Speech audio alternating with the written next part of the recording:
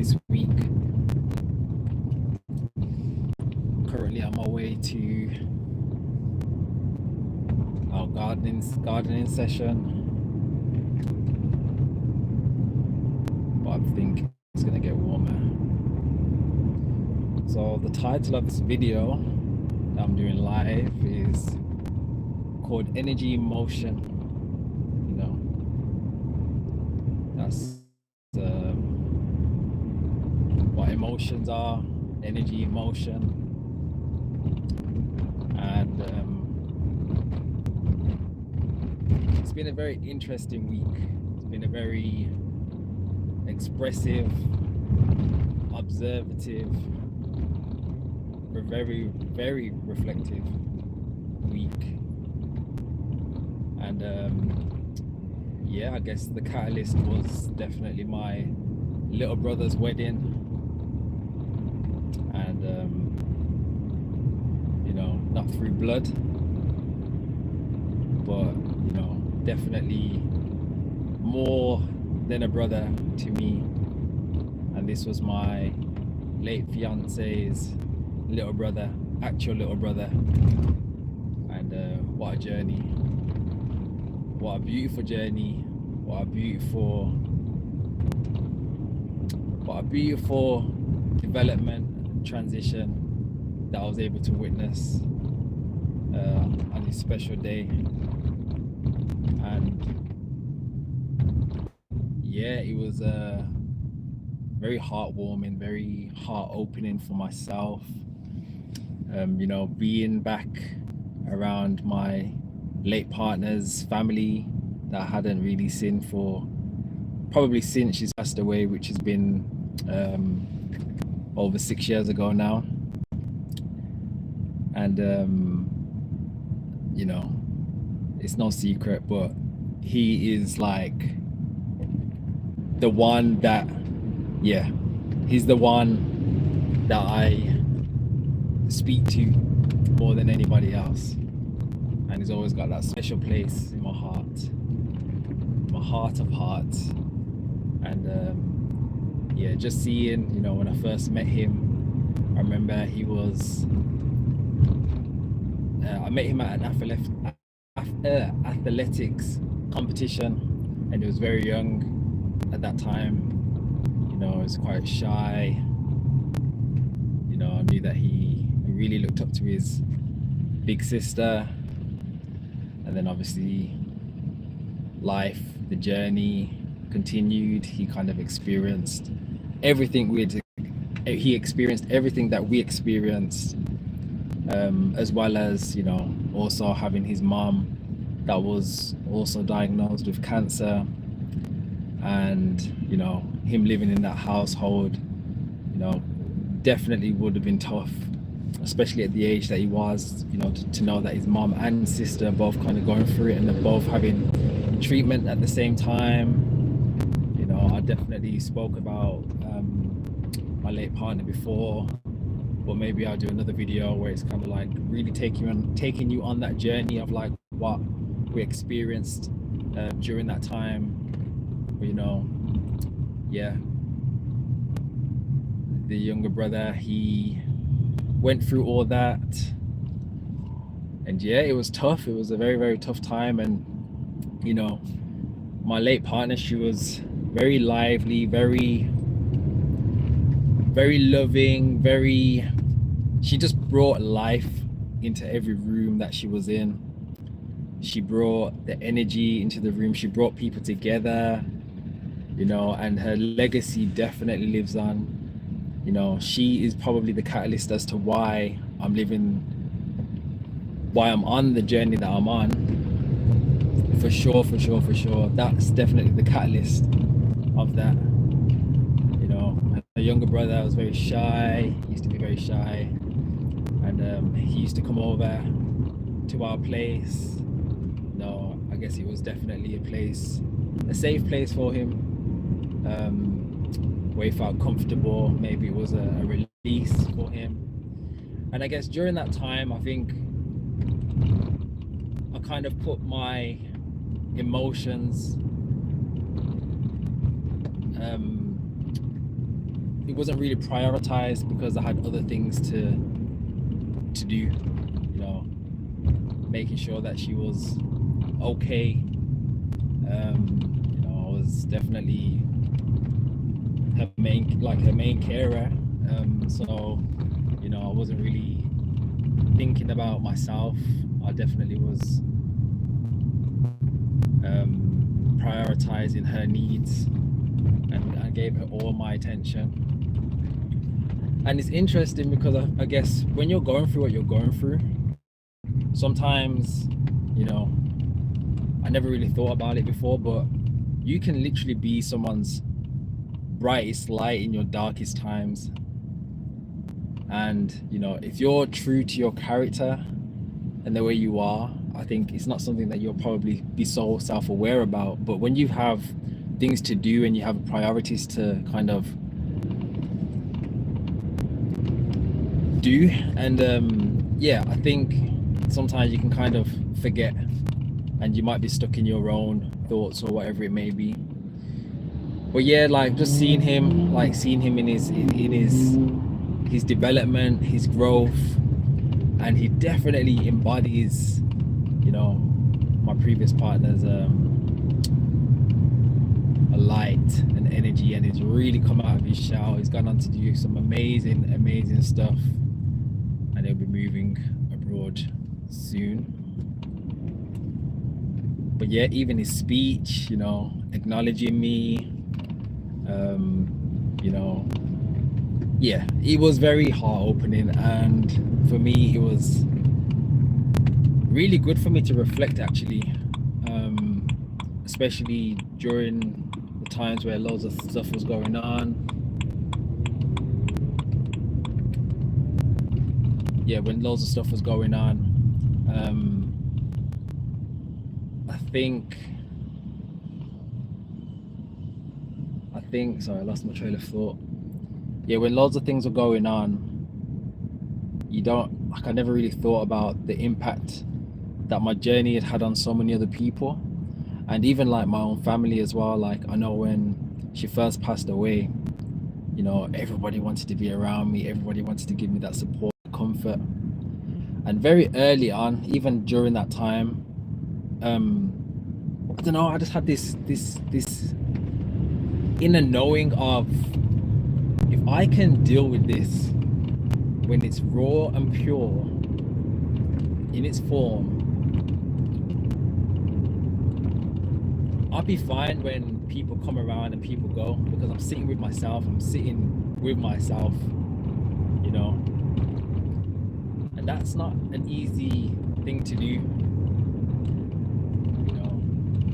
We'll all have our own experience of doing that, but you've got to realize that it's okay to have support, it's okay to have the comfort. But for me personally, during that time, like, there was so many times where I just wanted to be by myself, having that thought, having that inner knowing of, yeah, if I can get through this by myself, like, I'm good. But you've got to be self-aware enough to know what works for you. And I think during that time, I think a lot of people probably felt very helpless,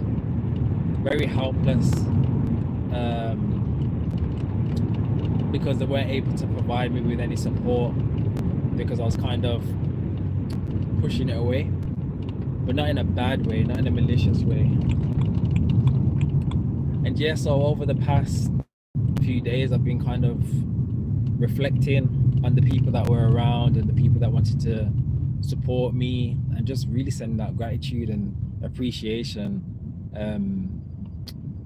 during those times. And even what I'd experienced, like, I've also lost twins, baby twins, and, you know, family members, you know, that would have had a relation to the twins. Like, yeah, of course they would have had a feelings, or, you know, it might have brought up their own stuff, that maybe they've had a similar experience that, you know, I don't know. But I really was going deep into reflecting and, you know, sending out that love and that gratitude and the appreciation to those that were around during that time. And I think as well, even at the funeral, like, I had I'm just gonna call her name's Tanya. So my previous partner. So I had her cousin come up to me. You know, this is probably one of her favorite cousins, and I'd never met her before, never met her personally, and yeah, she was just really, you know, thanking me for what I'd done. You know, I was very young at that age as well, so I was 20 when she passed away. I was 27, but you know, we was together from like 23, and you know, she'd already been having her health stuff going on,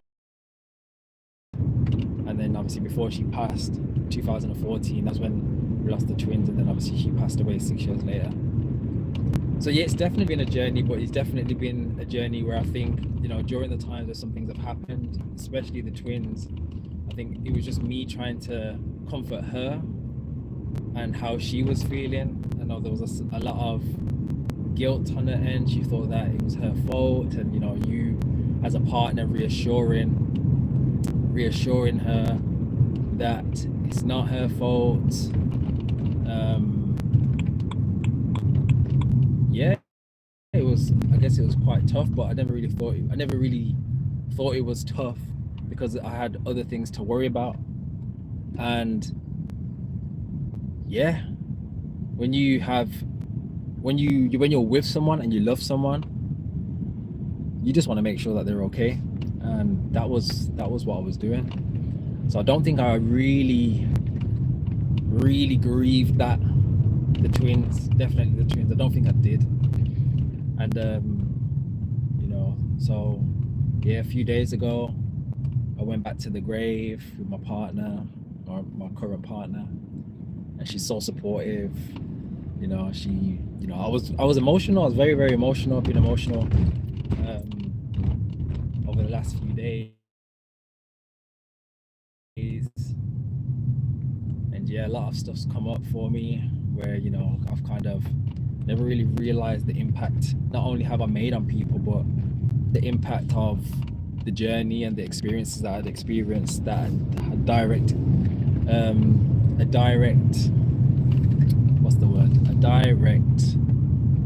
influence on people. So, you know, people that had experienced that, and yeah, of course it must have been hard, but I guess when you're living it, breathing it, and really experiencing it, you kind of just seen it from your own standpoint, really, especially those hard times. So yeah, it's been very transformative over the last few days, and I'm always growing. But yeah, this was a big release, and I'm not really too sure about, you know, all the portals and Lionsgate and all that sort of stuff, but apparently it's meant to be like a big emotional release, and that is something that I definitely felt and definitely experienced. But yeah, it's been a lovely reflective period, and yeah, like even just I was honored to be invited to his special day, and yeah, I've been really reflecting a lot on a lot of stuff. And yeah, you know, sometimes you might go through some things, sometimes you want to distract yourself from things. You know, we're all probably guilty of doing this, you know, suppressing and you know, distracting yourself. You know, you might be going through some stuff currently, and maybe you're just working extra hard just because you don't want to kind of sit with a thing, or whatever it may be. We all find a way to, you know, distract ourselves just to make ourselves feel okay. But it's okay not to feel okay. It's okay to feel. Sometimes we don't know that we're feeling a particular way until we really sit on it. Sometimes you might have suppressed so much stuff that the littlest thing could trigger us into an emotional release, and we don't even know because we've suppressed so much. And I think it's not about trying to figure it out. I think it's just about, at that particular moment of time, I think it's about just allowing the emotion the energy to be in full motion. And when you do that, over time, I think you'll be able to really have a level of awareness where you're able to dive a little bit deeper. You know, the twins, my previous fiance, these are definitely two huge losses that I'd experienced. And even being so young as well, like not having anyone around me or knowing anyone around me that had experienced the same things, especially both things at once, or in their lifetime. Yes, I believe there are organizations, you know, that are able to support people that are going through grief, you know, whether it's losing a child, children, or a partner. But at that time, for me, I think it was just too much for me, and I didn't know really where to start, and I didn't really feel the need to talk to someone, you know. And I don't even think that was a stubborn thing. I think that was just didn't know where to start, and I think I had other stuff to worry about, my own worries to worry about. And you know, now my partner recently has sent me there's a podcast where, you know, there's men talking about loss of children. And I think if I knew or known about that when I was going through my journey, it would probably be such a huge help, especially for a young man, you know, going through that. I think it could provide a good level of support. And that's not to say that it wasn't around at that time. I guess I just wasn't, I just didn't see it. But yeah, that was pretty much it really. I haven't really got anything else to kind of touch on. But yeah, just to allow your feelings, allow your emotions just to carry out, and don't even try to intellectualize, or, you know, trying to be so intellectual about it, or try and pinpoint what it is and why it is, and just allow it to do what it needs to do. You know, I'm speaking from someone that has gone through stuff, that obviously had a recent release, and just knowing that, you know, like sometimes you might think it's all good and it's all, you know, because I genuinely feel that way, but sometimes, you know, some things just hit you a little bit different, and that's okay. The beautiful thing for me is when I'm feeling a particular way, like even when the emotion is flowing, I'm still able to dive a little bit deeper and really get to a place of a true understanding. So like I really have an understanding of why,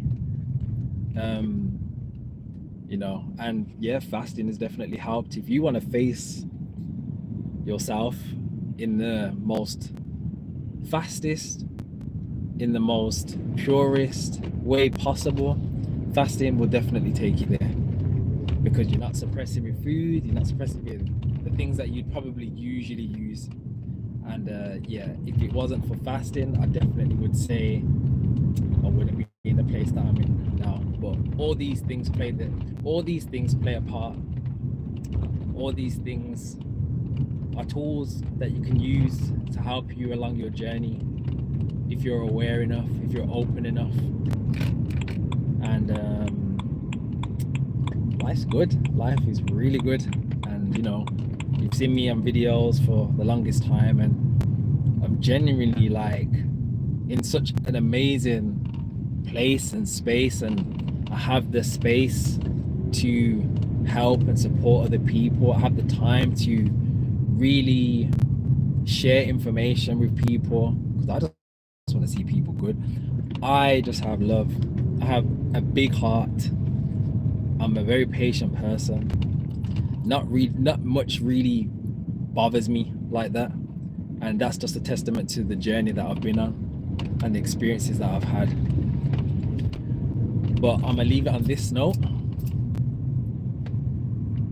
You know, I'm gonna leave it on this note. Not everyone can feel how they truly feel, and sometimes it's not about